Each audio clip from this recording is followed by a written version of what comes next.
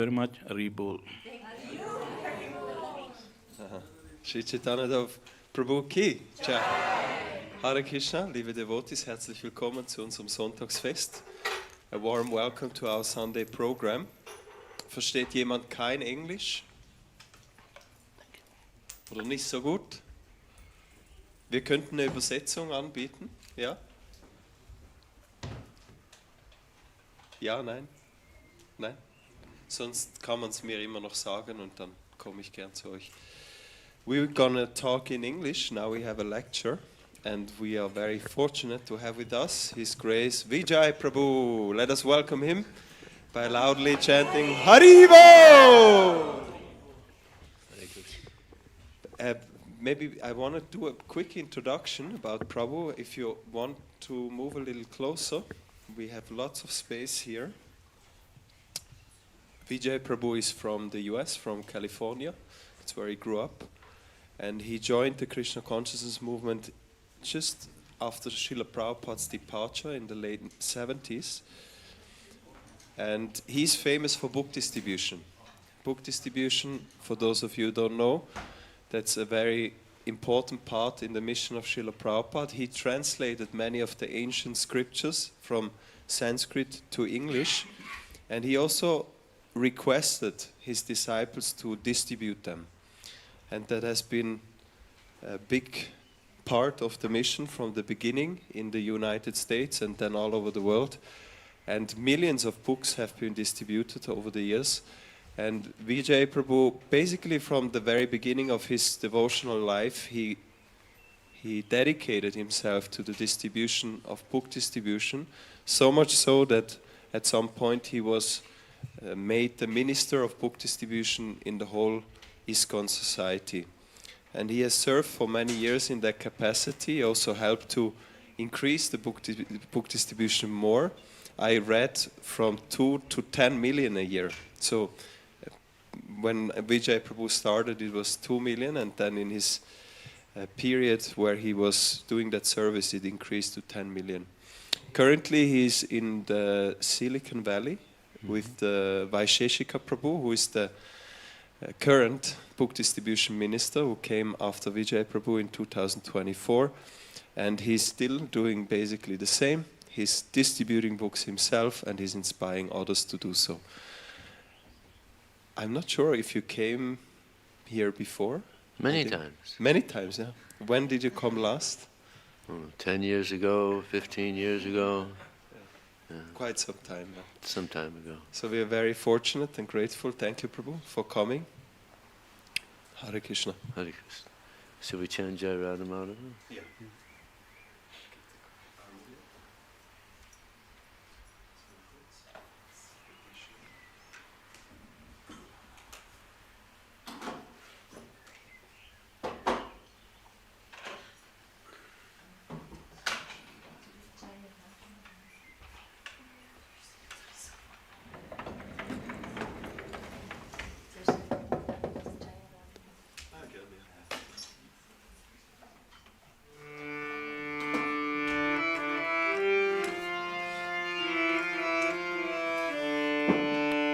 Jaya Radha Madhava Kunja Bihari Radha Madhava Kunja Bihari Jaya Radha Madhava Kunja Bihari Radha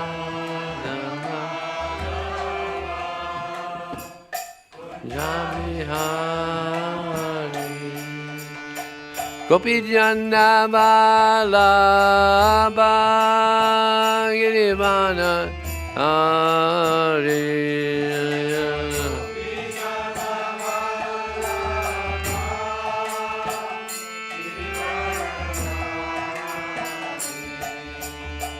Gopi Jana Vallabha Girivana Dari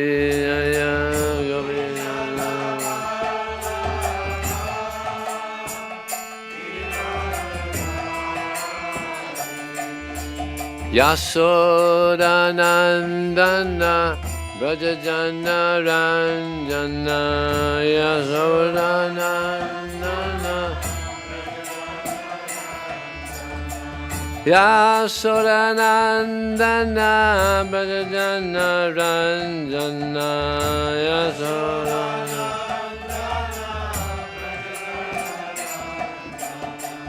Jamuna Tiravanachari Yamuna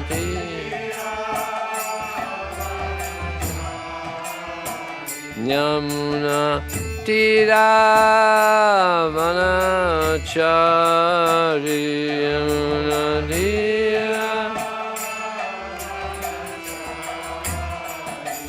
Jaya Radha Madhava Kunja Bihari Jaya Radha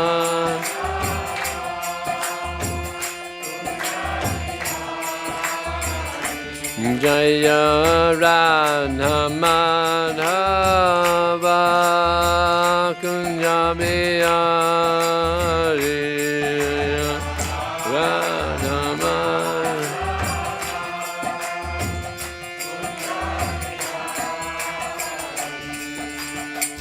Gopi Janna Vallabha Girivana Dari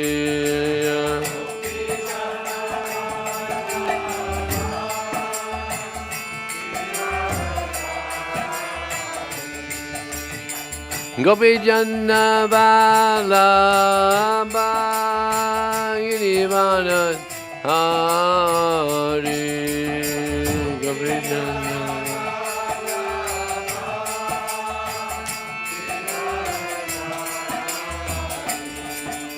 Yasodanandana Brajajana Ranjana Yasodanandana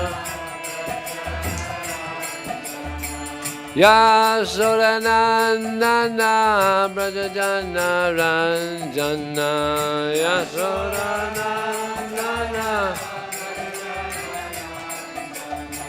Jamuna Tiravanachari Yamuna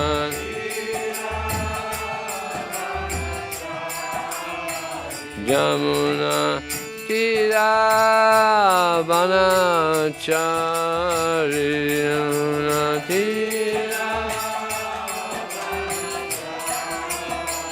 Yamuna Tiravanachari Yamuna Jamuna Tiravanachari Yamuna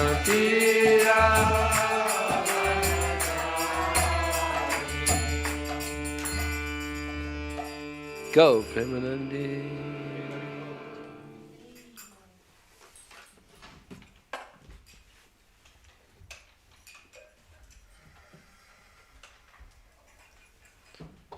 So now we're going to read from the Bhagavad Gita, as it is. Pretty popular book in the Hare Krishna movement. Om Namo Bhagavate Vasudevaya. Om Namo Bhagavate Vasudevaya.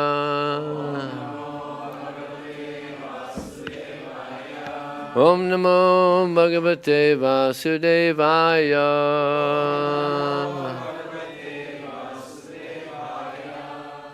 So this evening we're going to read from a very famous book, famous verse in the Bhagavad Gita. This is from the 18th chapter, text number 55. So many of you may know this verse. If you like, you could respond. Bhaktyamam abhijanati yavanyas-chasmi tatvataha tatomam tattvato yadva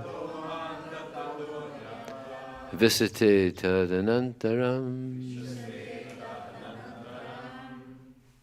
Here's the translation and purport by His Divine Grace, Srila Prabhupada Ki.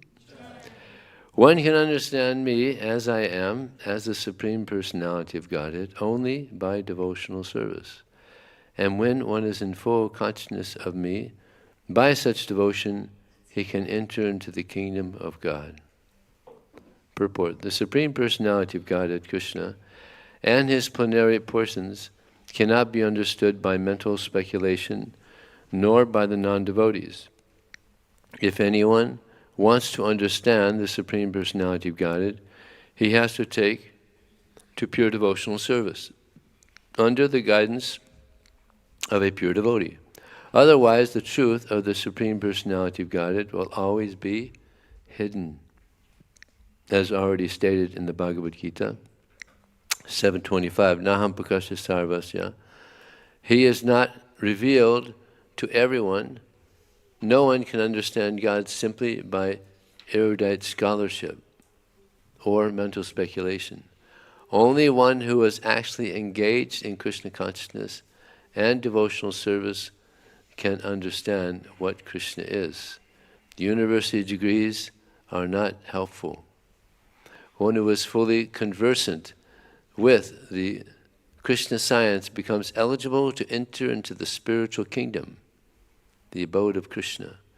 Becoming Brahman does not mean that one loses his identity.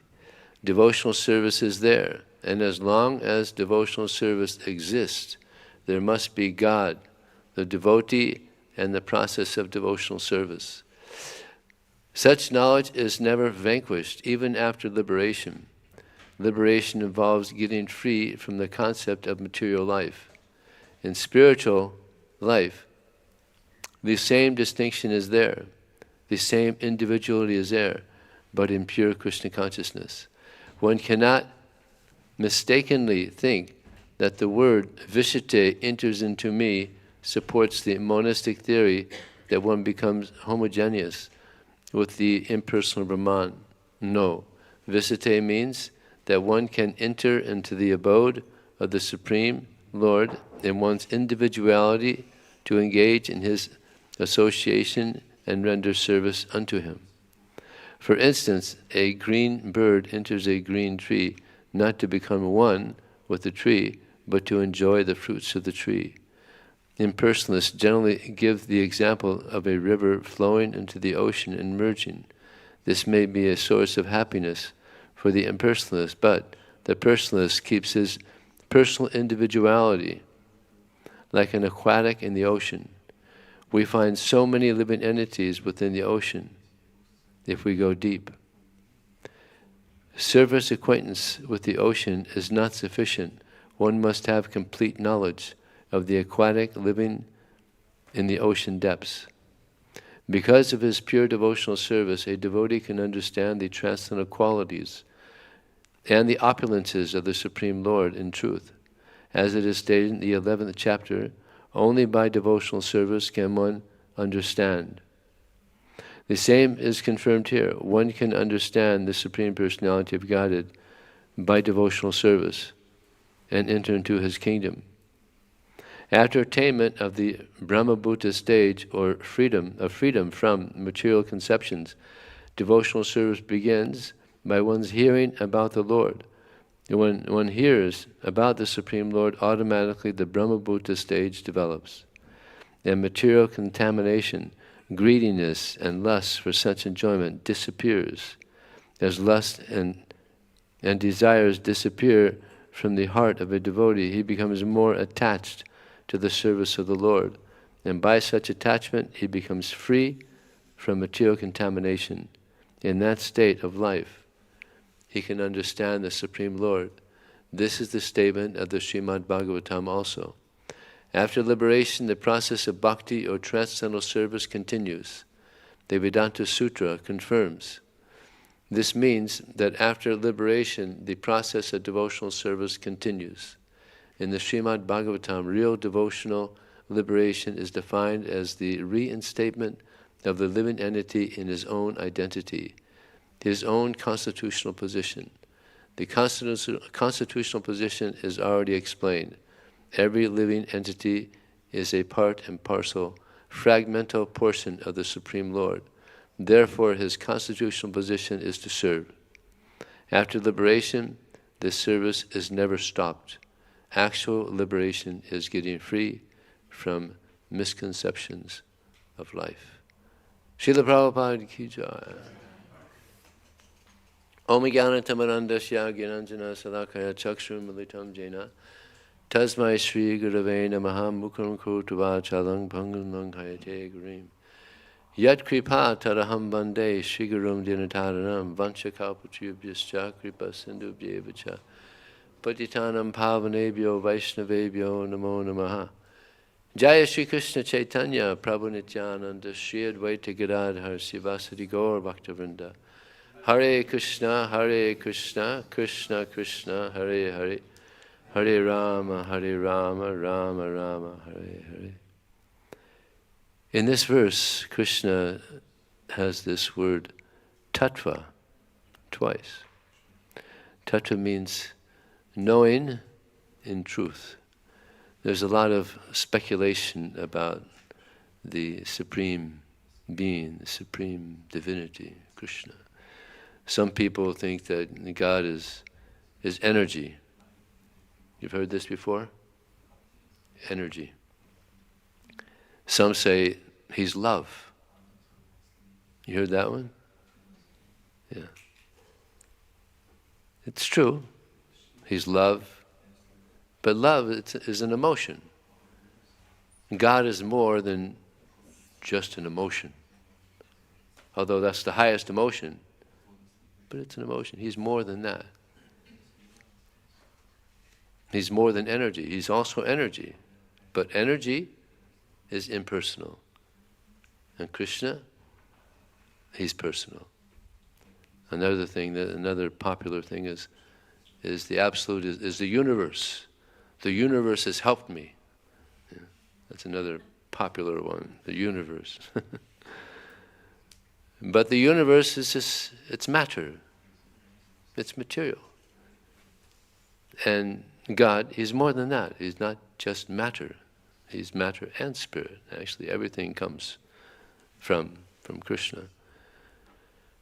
And also, Swamis come and they give us different ideas that it's not unto Krishna that one must surrender, but unto the unborn within Krishna. As though there's a difference. It's like there's a difference between us and our body. This is a material body, and within this material body, that's who we are. We're the soul within. So there's a difference between us and our body, but not so with Krishna. Krishna has a completely spiritual body. There's nothing material about Krishna. Another person, he was translating the Bhagavad Gita, and in his commentary, he says, with this verse, Sarvadhamam prachaja mamikam saranam vraja aham tvang sarvapapajyo mokshiyasya masacha. This is a very important verse where Krishna says, just abandon all varieties of religion and surrender unto me. I'll free you from all sinful reaction. Do not fear. So in the commentary of this verse, this person, this commentator, he says, Krishna, he's asking for too much. He's asking for too much. But this person doesn't know that if you give yourself to Krishna, if you surrender to Krishna, Krishna gives himself. So you come out doing pretty good. You do good. So there's a lot of speculation about the absolute truth. A lot of speculation coming from people that comment on the Bhagavad Gita. And therefore, Srila Prabhupada, he called the Bhagavad Gita as it is. Because there's so much speculation. And all the other Bhagavad Gitas, they can be called Bhagavad Gita as it isn't. Because too much speculation, unfortunately. Misleading. So this is a very nice verse. Krishna is saying that one can understand me as I am as a Supreme Personality of Godhead only by devotional service. Devotional service means bhakti. See, there's in this world, everybody wants love. It's the most attractive feeling. Everybody wants love, but people don't know what love is. Love is, it's a spiritual thing. It's not on the material platform at all. It's completely spiritual. And therefore, it is said, Atmendriya priti vanchitali balikam krishnendriya priti icha dare premanam. That love means to satisfy the senses of Krishna. Because we're spirit soul, we're not material, and Krishna, our Father, He's also spirit. So love can only be between spirit and spirit. But lust is when we try to satisfy our own senses. And therefore, there's frustration. Because we're directing our attention in the wrong direction, just towards matter. So therefore it's frustrating, dissatisfaction.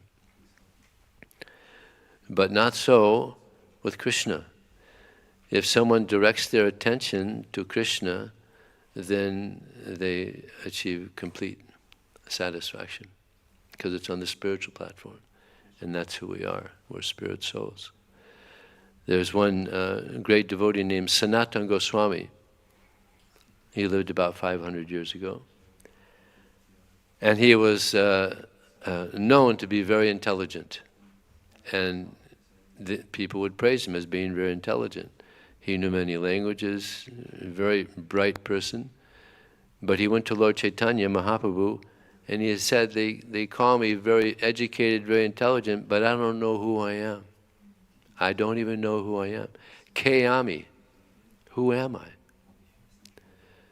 So he asked this to Lord Chaitanya, and Lord Chaitanya said, you're the eternal servant of Krishna, simultaneously one and different from the Lord.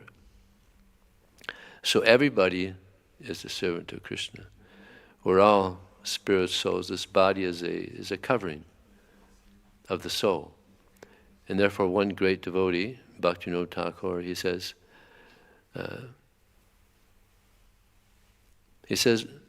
forget the past that sleeps, nor the future dream at all.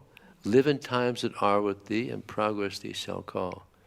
Why then this childish play, in that which is not my own, which falls within 100 years, as if a rose ablown?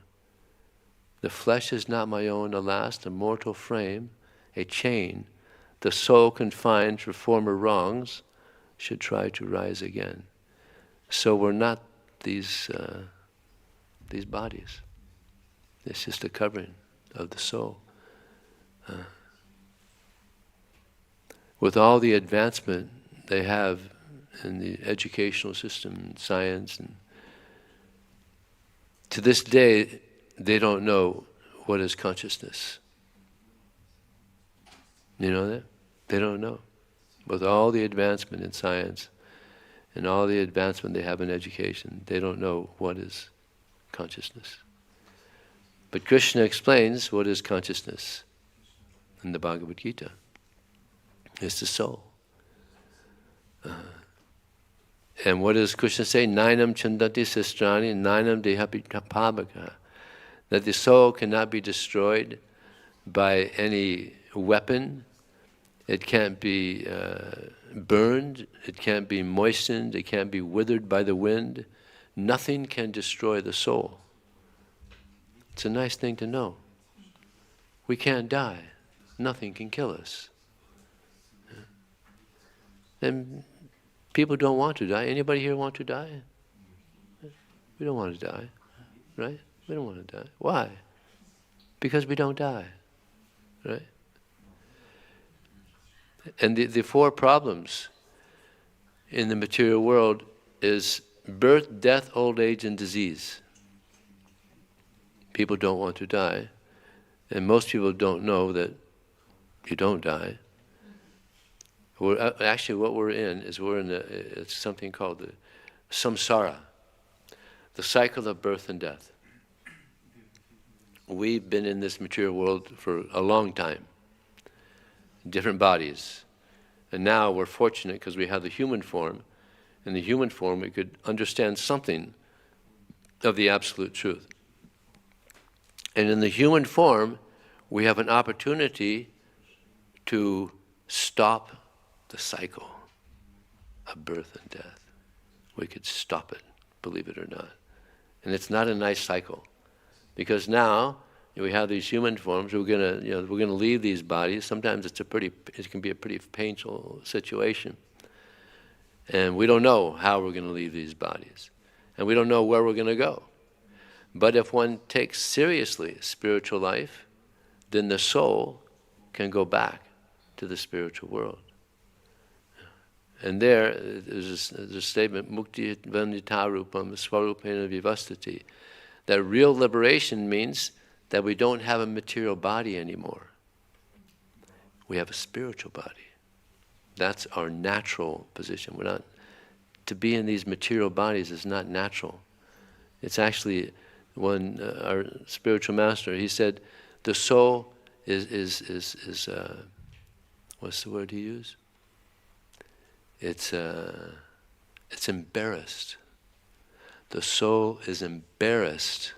How do you say it in German? Embarrassed? How do you say embarrassed? Huh? Yeah, the soul is embarrassed to be in the material body, because the body gets old, it gets diseased, it dies.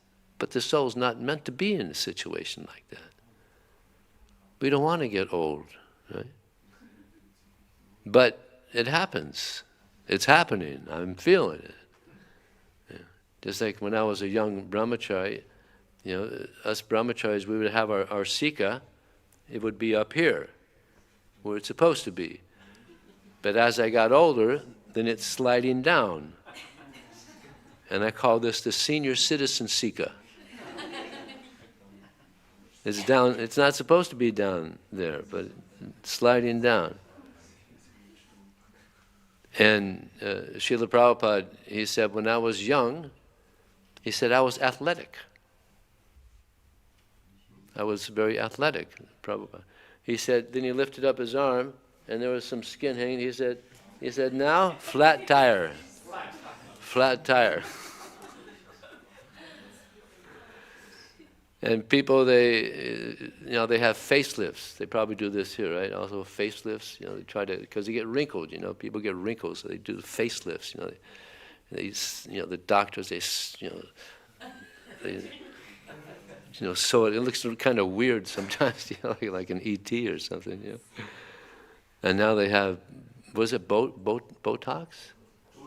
Botox, where now they get wrinkles and they shoot the shots. And they're trying to avoid. Nobody wants to get old. But it doesn't matter how many facelifts or how many Botox shots. Or, also dyeing the hair. People like to dye the hair. And sometimes men, they get bald on the top. So they let it grow here, and then they flip it over, right? You've seen that before? They try to cover up the bald spot, and then the wind comes and whoosh, and then the reality comes out. Yeah? So people don't want to get old. Disease, nobody wants to get disease. Nobody's asking for disease. So many diseases. I asked one doctor friend of mine, he's a doctor of cancer, and I said, how many types of cancer are there? He said, we don't even know. There's so many types of cancer. There's this so disease. Nobody wants it, but it happens. We can't avoid it. So old age, disease, birth. Birth is another unfortunate thing that living entities have to go through. And sometimes there's something called stillbirth. You heard of stillbirth? That means where they're born and the baby comes out dead. And sometimes even the mother dies. So it's, birth can be a very traumatic thing. So birth, death, old age, disease, these are the problems of the material world. And by following this process, believe it or not, we can overcome these major problems and get our spiritual body and have our normal. This is not normal. To have a material body is not normal, it's abnormal. So if you want to be normal, you become a pure devotee. Go back to the spiritual world. And Krishna gives direction. There's a very nice verse in the Srimad Bhagavatam, Bhakti Purusana Bhava Viraktir Anyata Chaisa Trikikela Bhava, that by rendering devotional service to Krishna, three things happen. You develop your love for Krishna, which is our natural position, as I was saying, because we're part of Krishna. He's our Father, we're part of that Father.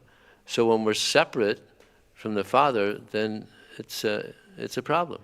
Just like this finger is part of my body. And it does whatever I tell it to do. You know, it's very submissive. You know, you got to scratch, it'll scratch my head. But if the finger sometimes gets, you know, sometimes people they have these automatic saws, you know, and they get their finger cut off. When it's separate from the body, then it's useless. Yeah. As long as it's connected to the body, it's very useful. Right? You can play mridanga and harmonium and kartals and play so many instruments, do so many things. But when the finger is disconnected, it's no use. Yeah. So when we're connected to Krishna, you can do amazing things. Just like Srila Prabhupada, he was very connected to Krishna, and therefore he was able to do amazing things. Like when he went to New York City in 1965, there was an unwritten rule: don't trust anyone over 35. You heard that before? Did they have that here? They didn't have that here? Oh yeah, that was a common known saying. Don't trust anybody over 35, because that was the old generation. We call them the fuddy-dudds, the old generation. Now a whole new generation is coming in, the hippies and the beatniks. But then Prabhupada shows up, and he's 70 years old, double that. And so many youth were giving their life to him because he had so much compassion, so much love. He was so pure that people were attracted. So this is what happens when we become pure, then one becomes very attractive. Purity is very attractive. Therefore there's a saying that purity is the force. And because he was connected to Krishna, actually there's a statement in one of his commentaries. He says, the pure devotee does not have a material body because of his being surcharged with the current of Krishna's identical interest. So he's surcharged with the interest of Krishna. Yeah. And upon his meeting so many people, so many youth, they caught that energy, that spiritual energy, that identical energy. And he would touch them with his purity, and they would catch that. And they would spread it also. There was the one devotee named Mukunda Das, who he became a disciple of Prabhupada in New York City. And then he said to Prabhupada, Prabhupada, I'm going to India today. And Prabhupada said, oh, that's nice. He said, yeah, I'm going to go through California, and then I'm going to go to India. And Prabhupada said, nonchalantly. You know this word, nonchalantly? Nonchalantly, you know that word? Yeah, it's usually here also. How do you say it? Same. Okay, so you know? Actually, Yeah. So you understand. He just said it off the top of his head. He said to Mukunda, when you're in California, maybe you could just start a little center there. And yeah, okay. He just, nonchalantly said, yeah, okay. So he went to San Francisco, and he had his wife with him, and Yamuna Devi also. And they went and they met Sam, who came Shyama Sundar, and Malati. And they were so impressed, Shyama Sundar in Malati. They were so impressed when they went and visited Syama Sundar in Malati. They were all hippies, so they said, "So, do you want some acid or some marijuana?" Like when your friends come, offer some food or something. Well, the hippies, "Do you want some acid or some marijuana?" No, that's okay. We stopped doing that. Really?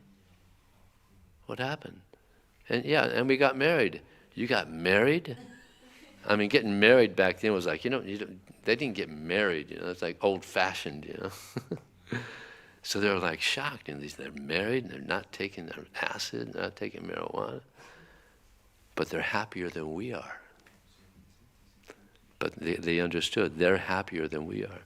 So they were telling about the Swami, Prabhupada, and Mukunda said, Swamiji, he asked if we could maybe start a center in San Francisco.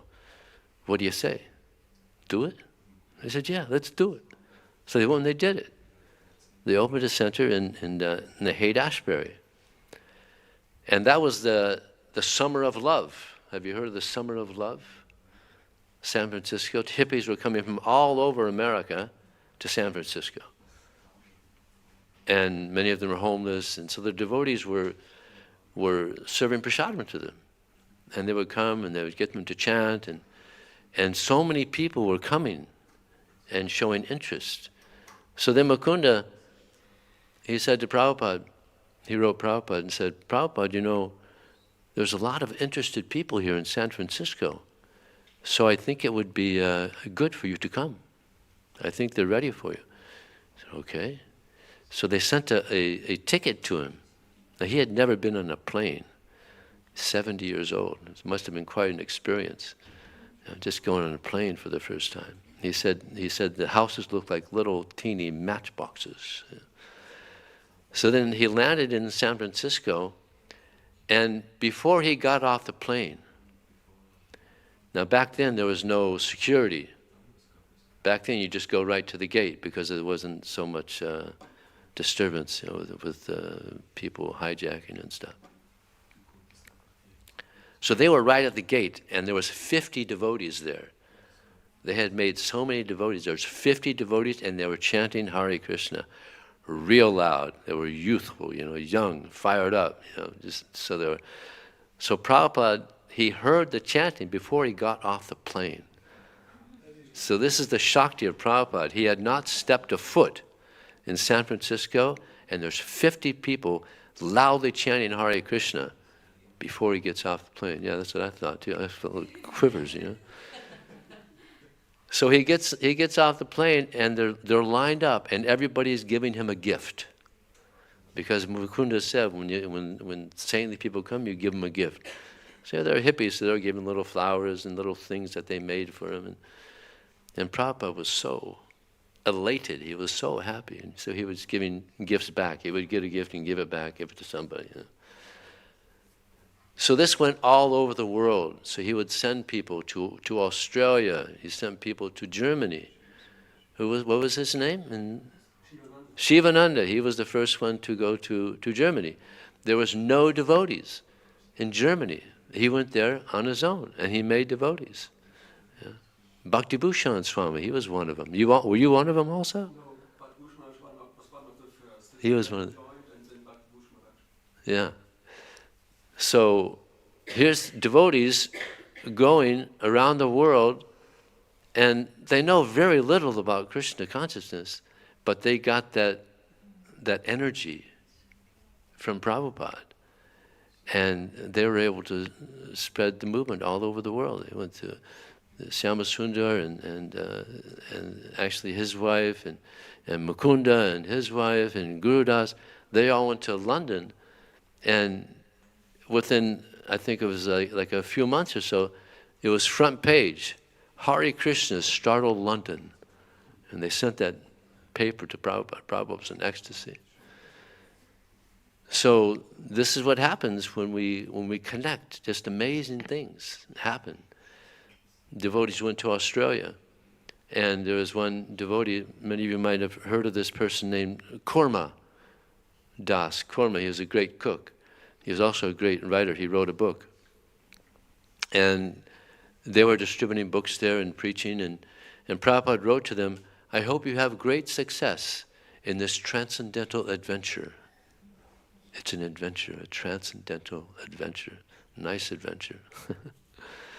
So Bhakti Purusana Bhava Varaktir. So from performing devotional service, we get this devotion. We get this devotional energy.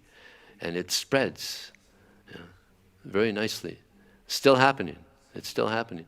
There's a statement that he reasons ill who say that Vaishnavas die while still living in sound. The Vaishnavas die to live, and living spread the holy name around. So Prabhupada is alive in the book, the Vani. So remember I said the three things happen when you engage in devotional service? One is you get devotion for Krishna. Two, you get realization of Krishna. You get realization that Krishna does exist, God does exist. Any of you ever heard of the Pascal's wager? Blaise Pascal, he was a philosopher back in the 1700s. He was a genius, mathematician, scientist. And he said there's only 4 ways you can go. He was a genius.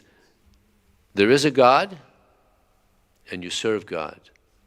There is a God, and you don't serve God. There isn't a God, and you serve that person who you think exists anyway. There isn't a God, and you don't serve God. Those are the 4 ways, okay? So it's called Pascal's wager, because if you get the wrong one, could be in trouble. It's just like now all of us that have vehicles, you have insurance, right? You have insurance, just in case. Just in case there's an accident, it's good to have insurance. So the person who believes in God, and there is a God, he wins the jackpot. He wins. There is a God and he serves God. So I tell people, when I'm distributing books, I tell them, especially I tell atheists, I tell them, actually, if you're intelligent, you're not an atheist. And they say, oh, really? How's that? So then I ask them, how much do you know? There's billions of things you don't know. Do you agree? And they agree, yeah, okay. One of the billions of things you don't know is whether there's a God or not. You haven't a clue. There's no way. And they always agree. So I tell them, you're not an atheist. Now you're an agnostic. And some of them get upset because, to be an atheist is like, you're like Uttama.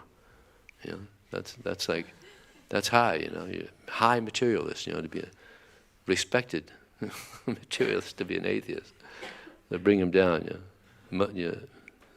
agnostic. So then I tell them,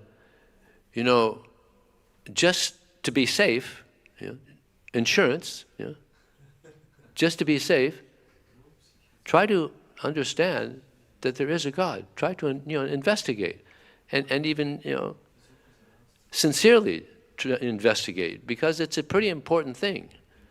If there's a God, it's pretty important, right? So, just for your own safety, just see it as insurance. Just in case there's a God, maybe I should worship God. Just in case. And they're like, okay, well, good point, all right. So what happens when you engage in devotional services, you get firm faith there is a God.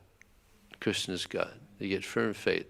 And what makes that faith firmer is you get reciprocation. Reciprocation. Just like if anybody has a relationship and there's some reciprocation, that solidifies the relationship, right? Reciprocation is very important. So Krishna likes to reciprocate. So for every step, Prabhupada said, every step you take towards Krishna, how many steps does Krishna comes towards you? 1,000. Well, first I heard it 10, Then I heard 100. Now I've heard 1,000. Next it'll be 10,000. Yeah, unlimited. Because Krishna is very kind. Krishna is very kind. For every step we take towards him, he's taken a lot of steps towards us. And Prabhupada said that Krishna is more interested in our going back to him than we are in going back to him. So we get realization of Krishna. So, and then the last one, so that's number 2. So number 3 is you become detached. You become detached from the material world. As we engage in service to Krishna, we gradually become detached. This is not my home. You know, better live a simple life. Therefore, our motto is simple living, high thinking. Simple living, high thinking. We don't need much. You know, this is a consumer society. Do you guys have Walmarts here? These big, huge. But you probably have these. What do you have? Something similar, big, huge. What are they called? Yeah, not as big as Walmart. Huh? Not as big as Walmart. Yeah, big Walmart is big. Anyway, they have these huge stores, and 99% of the stuff in there we don't need. Isn't it? It's a consumer society, and all these businessmen, they're making it seem like you need this, you got to have this. Yeah. But no, we don't need much.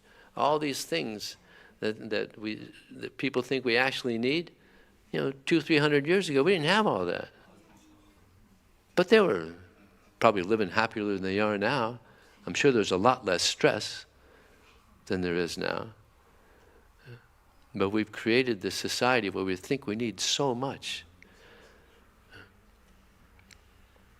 People want to be wealthy, right? But we'll find out how wealthy we are when we find out how many very valuable things we have that money can't buy. What is a very valuable thing that money can't buy? Friendship. Yeah, friendship is so important. And to have 1 or 2 good friends, it's rare nowadays to have and what is the most important part of a friendship? Trust. Yes, trust. Exactly. Trust. You trust that person completely. That's what's most important in a friendship. Imagine there's 2 young men, they're growing up, and they're very good friends. And one of them becomes very wealthy. And the other one's he's struggling. But at one point, the poorer person, he steals a lot of money from his rich friend. So to mend that relationship is very difficult because the trust has been lost. So now we're trying to mend this relationship with Krishna because we're here trying to enjoy Krishna's property. Everything belongs to Krishna, but we're trying to enjoy Krishna's property. But a devotee just engages things in the service of Krishna. Yeah. And Krishna appreciates that. So we're trying to mend this relationship, and therefore it's not easy. Yeah. This is why it's so difficult. But if we're sincere, then Krishna will help us to mend this relationship. He wants it to be mended also. So what else is very valuable that money can't buy? Time. You can't buy back 1 second of time. With all the billions of Swiss francs in Switzerland, you can't buy back 1 second of time. But people are wasting it so much. We've been bombarded by mass weapons of distraction. So much distraction. We have the scrolling, we got the phones now, and so many devices, and movies, and TV, and Netflix, and so many things that are distracting. So don't waste time. It's very valuable. What else? Family. Yeah. Anything else? Freedom, Health. Well, you can buy healthy food, organic food. Don't buy don't buy junk food. Yeah, that's not good.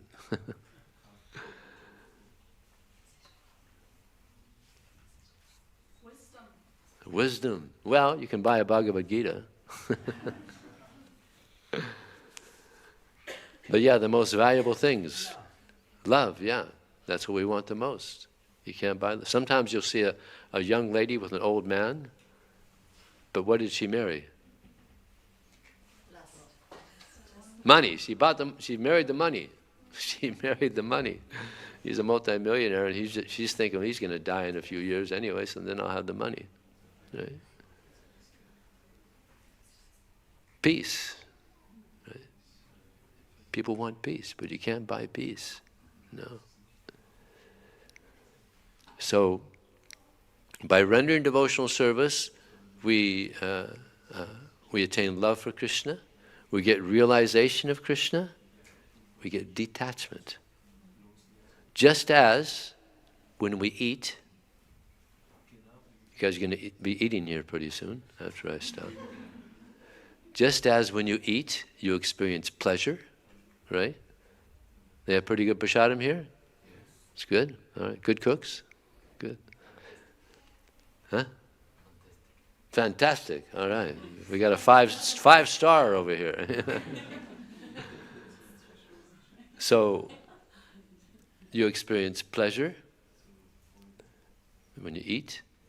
You get nourishment also when you eat. It's healthy food, yeah? Healthy. And eventually, you become detached. I've had enough. Now, sometimes when you go to India and you tell them, no, I've had enough, they'll still put it on your plate. Anyway, you got to put your hands. No. And sometimes you got to look out. They'll put it on your hand. They like to serve prasadam. Yeah. So this is a very nice verse. By rendering devotional service, we get love for Krishna, realization of Krishna, and detachment.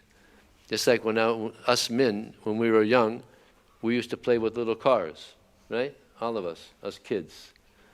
Everybody had the little cars, and we used to play marbles too. You guys play marbles too? Marbles? Maybe that was too early way back then. And the girls used to have your dolls, right? You all play with dolls, right, when you're kids. But as we got older, then we gradually became detached. Now, if a 40-year-old man were to come in here and start, playing with a little car here on the temple room floor, we would think, well, there's something he's a little bit deranged. He didn't get out of that phase, But we quickly get out of that phase. We become detached, and we go into higher types of sense gratification. So, as we advance in spiritual life, we become more and more detached from the material world and attached to Krishna. We can't become completely detached. We have to be attached to something. It's like sometimes there's people that meditate, and their meditation is to become free of desire. Right? But this is also a desire. They want to be free of desire, but that's also a desire. You can't get away from desire. We're not islands. No, we have to, or dead stones, Prabhupada would say. Desire has to be there, but we have to desire the right things. Some things we want to keep. Some desires we want to keep. And some desires we want to just get rid of. Yeah. But it's not easy because the mind is a difficult thing to deal with. There's one great devotee, the spiritual master of Srila Prabhupada, Bhaktisiddhanta Saraswati Thakur. He said that the mind is a non-devotee. It's not a devotee. And this is why it's so hard to advance, because the mind it's rebelling. It doesn't want to hear it. It wants to go out and enjoy sense gratification. So he said, therefore, we had to beat the mind in the morning with a shoe. And the evening with a Stick, broomstick. So in the early days, devotees used to take things very seriously, literally. So they used to go down to the basement and they'd get somebody else's shoe, and 100 times. And then Prabhupada heard about that and he said, no. You don't do that. You beat your mind with your intelligence. With your intelligence you beat the mind. Means reading the books. And some of the devotees, they kind of lamented because they liked that part of the morning program.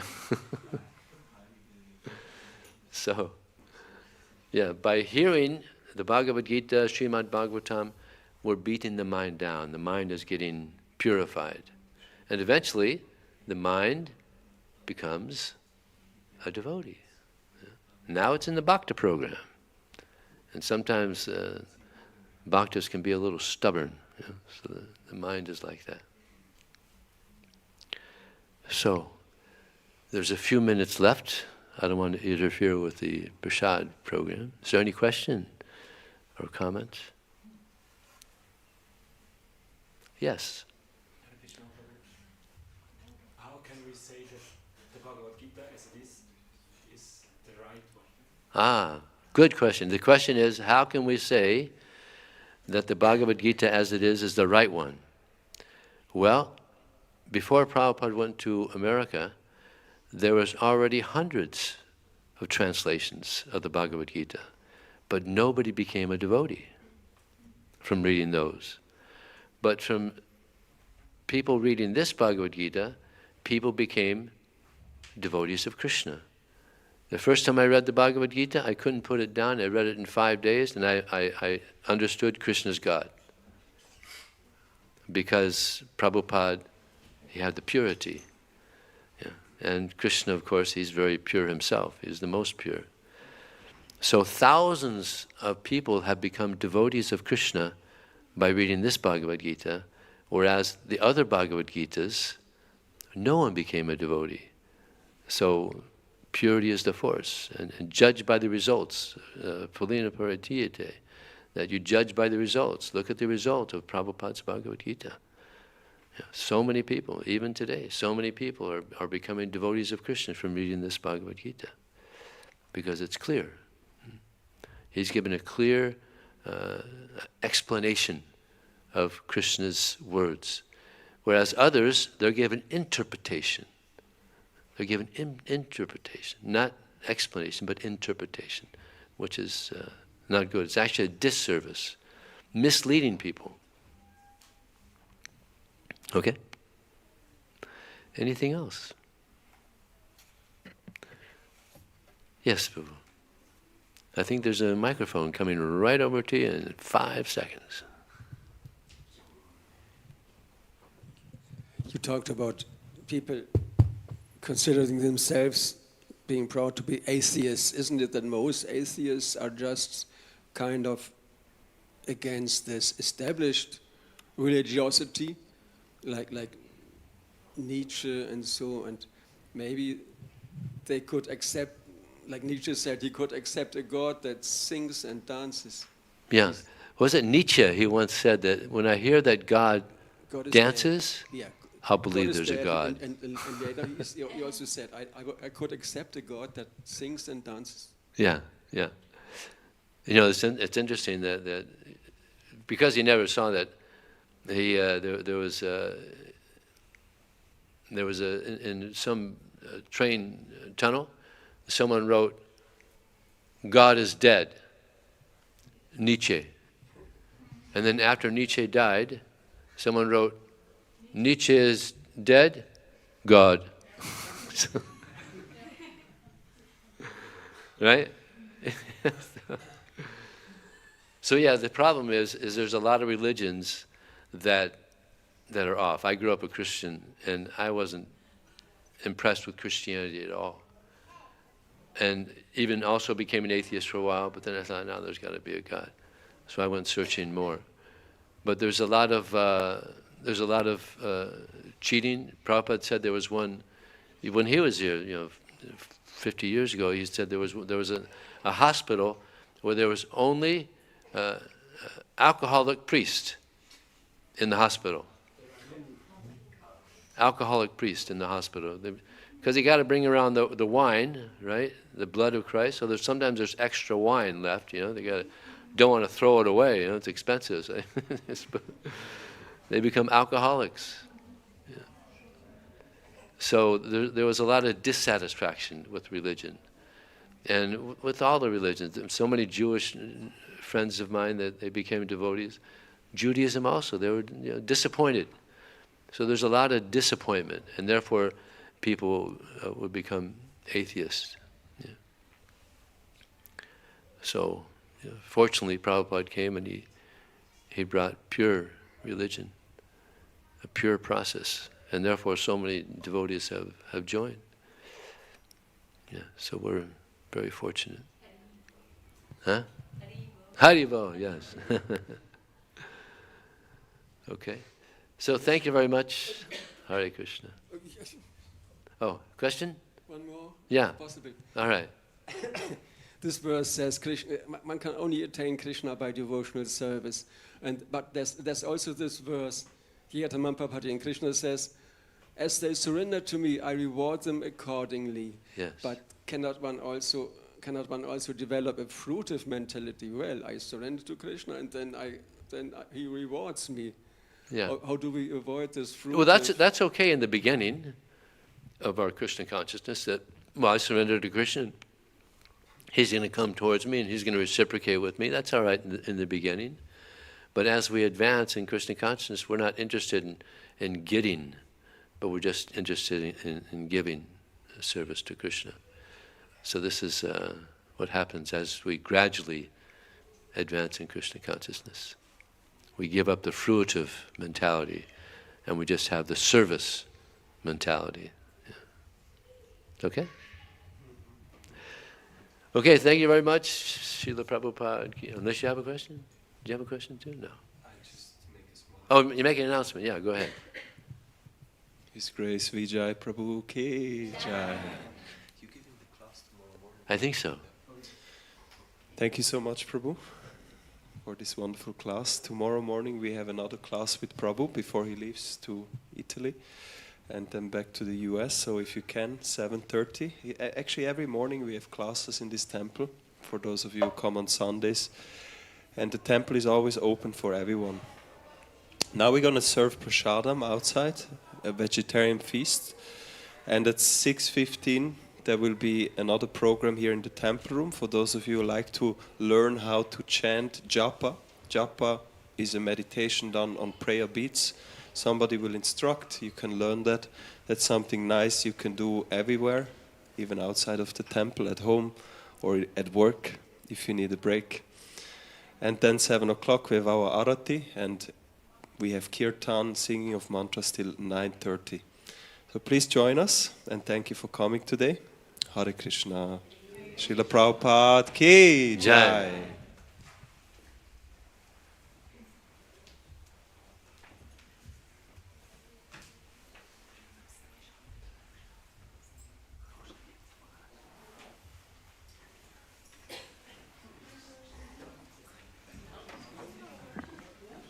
To answer a question of mine, the one I translate, she asked.